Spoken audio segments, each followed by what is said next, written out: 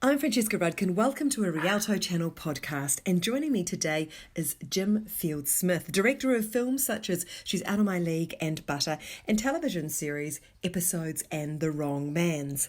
Jim joins me today to talk about his new comedy thriller TV series called Stag, which screens on Rialto Channel on January the 12th. Thanks so much for joining us, Jim. My pleasure.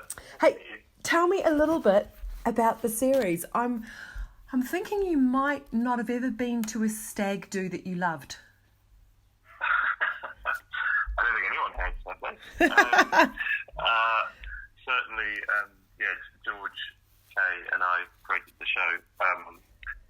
We went to school together, on our fair share of stag do's together and independently. And yes, there was a lot of exercising of demons in this show, of bad stag do's we've been on, and also sort of anecdotally bad stag do's other people have been on. So what comes first, the idea that you wanted to do something with stag shows or the characters? Well, with this show, it definitely was the idea of wanting to do the kind of, I suppose, the kind of ultimate, what's the absolute worst thing that could happen on a stag weekend. That was the kind of beginning of it, and but also it was, I suppose, not a specific character, but the idea of these kind of largely, we like the challenge of having these largely unredeemable characters, and putting them in this extreme situation and seeing how these complete idiots would react. And I think that was kind of the germ of the idea, really, and the characters evolved from there. I love the way you describe your characters. Yeah, they are. I mean, they are, with the exception of Ian, who's kind of our lead character in the show, who kind of guides on the ears of the audience, I suppose.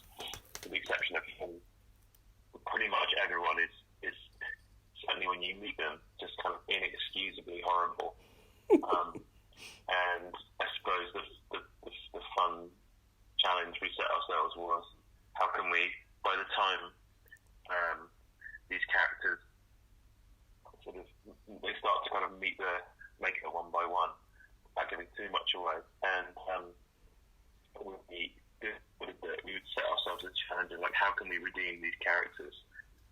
In most cases, moments before they die, but we like the idea of putting these, start out with a group of basically unlikable people, and seeing if we could sort of set ourselves a challenge of sort of picking them apart a little bit and seeing why they're like that, and then trying to make them at least partially redeemable before we kill them.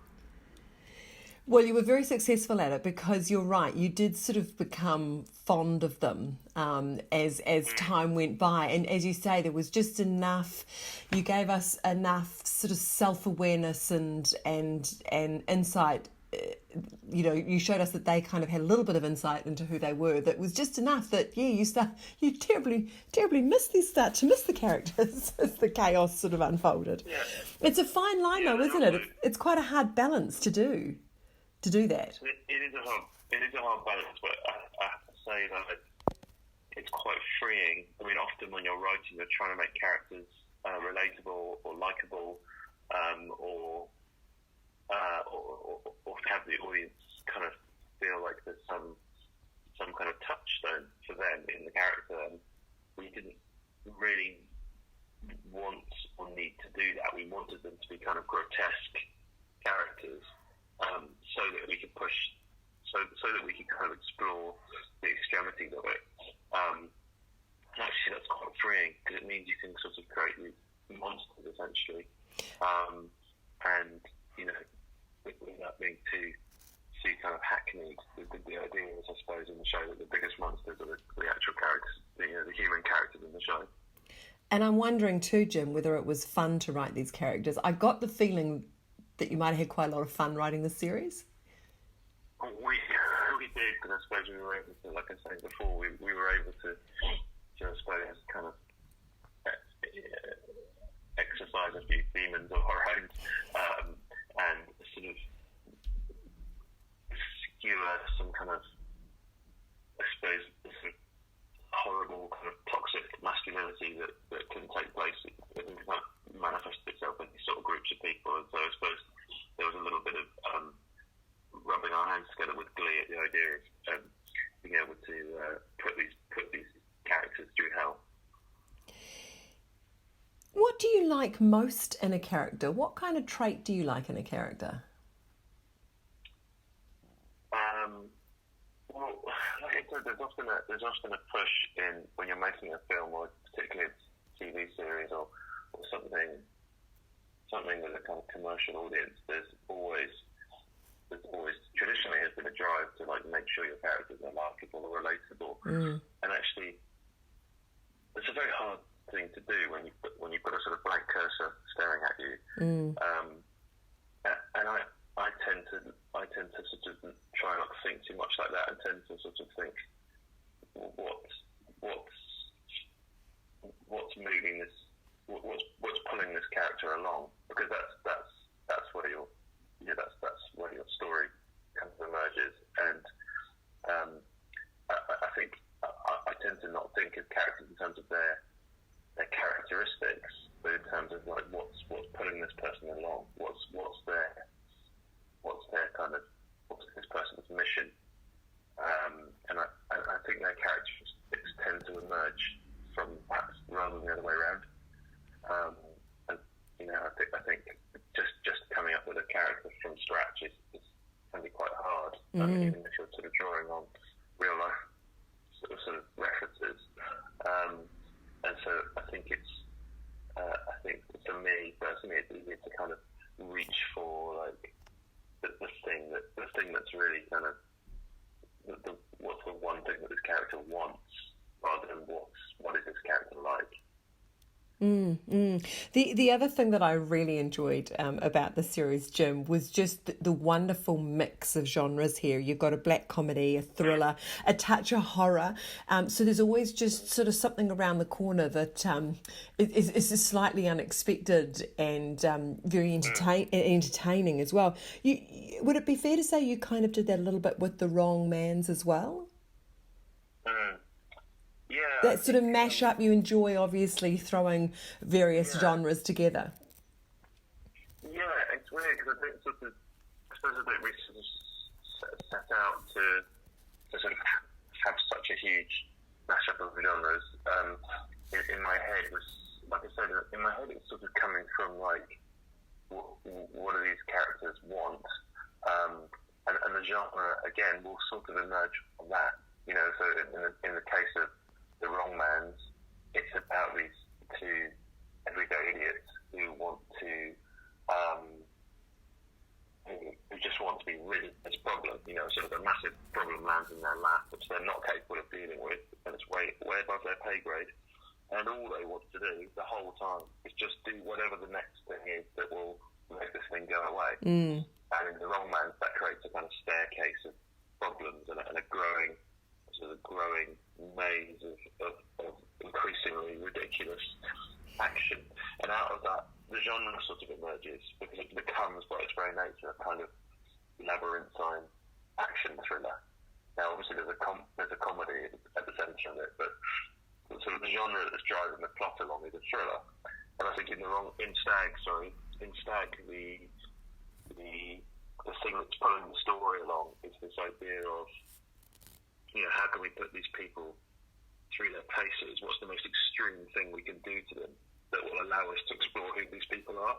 And so the genre that emerged sort of immediately was horror, because we wanted to put them, in certain cases, kind of, we wanted them to be sort of staring death in the face. We wanted them to be having to deal with just the survival, the sort of the very basic survival of the world. And out of that emerged the genre, and I just really enjoy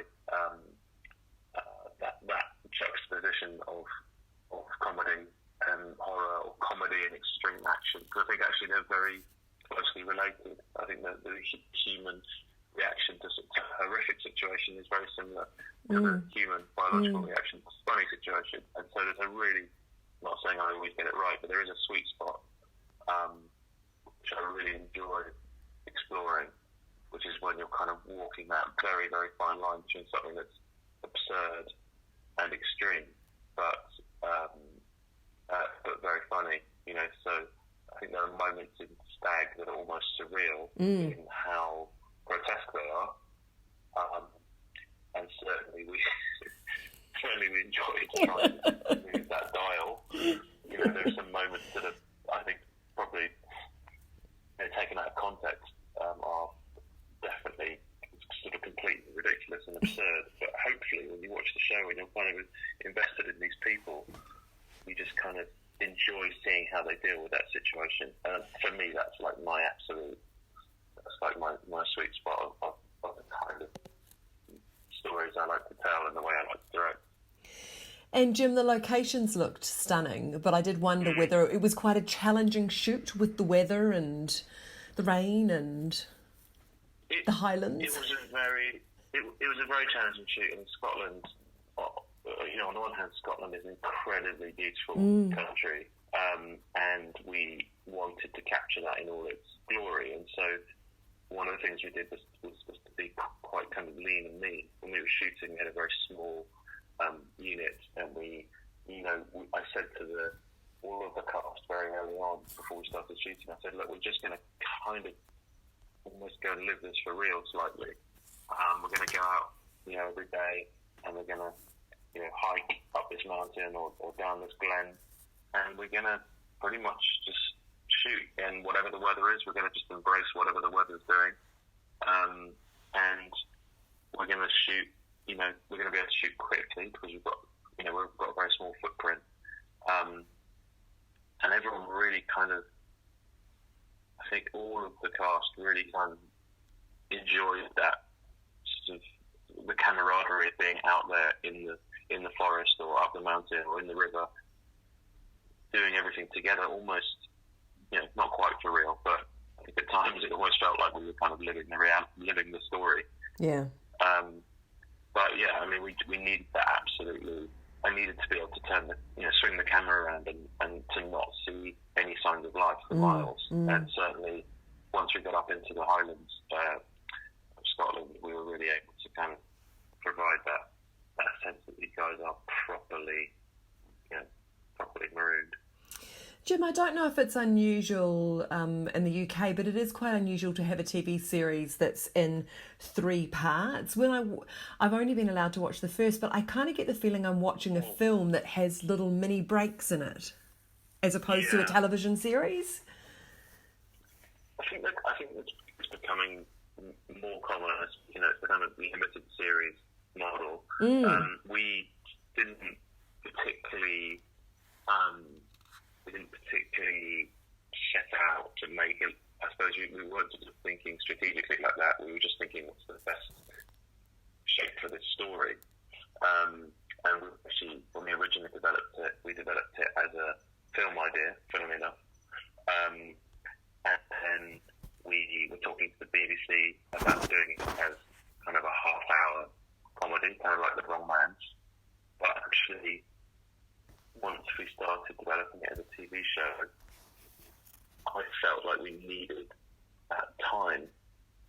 You know, I felt like a half-hour episode, like 6 half-hour episodes, although it's the same amount of time as 3 one-hour episodes, is a very, very different shape to tell a story. And in an hour, you could properly embed yourself with these people, and you could have longer, more satisfying arcs in the hour. In a half hour, you've got to deliver, you know, a half hour that works. And I felt like when we were writing it initially in the half hour, we never really felt like we were spending enough time with them, or we never really felt like we were stranded with them enough. And that hour episode like just made it a bit more cinematic and gave it a little bit more scope to tell a little bit more story. And it was always only ever going to be, again, without giving too much away, there's a finality to the story, which means that it's very hard to do a follow-up. And we have talked about doing a follow-up in a kind of anthology way, so doing a second show that is connected to it but isn't a direct sequel. And I think audiences now will kind of accept any duration or format of story. I have a show on Netflix called Criminal, which we make in 4 different languages. And so it's a show that's shot on the same set but in 4 different languages. That's something that we've been working on for the last year or so. I just think you've got to find the right sort of shape for the story that you're trying to tell. Yeah, it's interesting, isn't it? We've got so many more choices as to how we view things, but it's interesting to hear you say, these choices are also, for you as a filmmaker, giving you more freedom to adjust a show to, how you think it works best for the story. That's really interesting. Yeah, I mean, it always used to be when you were making a show for network television, for the BBC or for in America for one of the cable for one of the broadcast networks, there'd be rigid rules about what duration an episode can be. An American network sitcom, I think by the time you've done all of the various commercial breaks and so on, ends up being what is marketed as a half hour ends up being about 18 minutes long. In terms of what's on screen. That's not a lot of time to tell a story. A BBC half-hour show was traditionally 29 minutes long, and they still are. If you make a traditional half-hour show for the BBC, it has to be 9 minutes long, and that's great in and of itself. But the emergence of some premium cable and the SVODs like Netflix and Amazon, and now Apple and Disney, and it's pushing everyone into this space where it's like, well, the duration and the shape should just fit what the story is, and I'm making a show for Amazon at the moment called Truth, and it's meant to be 8 half-hour episodes, but the episodes will be the length they need to be to tell the best version of that story, which might mean some are a bit longer. I think that's as long as you don't take too many liberties with that. I think it's a much more free way of it's a more cinematic way of telling a story, because you just end up with something that's the length that it needs to be. Well, Jim, we're absolutely thrilled to be playing the Stag series on Rialto Channel. I think it's going to resonate with New Zealanders. We like stories set in remote places where dark things happen, and a sense of humour thrown in as well. So I'm sure it's going to be well enjoyed. I hope so. I'm a huge fan of comedy out of New Zealand and cinema out of New Zealand, and I really hope people enjoy it. If nothing else, it's a love letter to Scotland, and I hope people enjoy watching it as much as we did making it. Oh, well, that's very kind of you to say, because a lot of the time people do sort of raise an eyebrow sometimes at the New Zealand sense of humour. It doesn't always translate. No, not for me. I've for a long time been a huge fan of that sense of humour and of the comedians and the films coming out of New Zealand. I've been very lucky to work with Rich Garvey, and I think there is a very close relationship between that British sense of humour and the New Zealand sense of humour. I think particularly in that kind of the way that we kind of have a deadpan reaction to the most extreme things that are happening, and there can be a very calm kind of deadpan reaction to it, and that is right at the core of Stag. So hopefully that'll connect with the sense of humour over there. Jim Field-Smith, thank you so much for your time today, and thanks so much for the series. My absolute pleasure.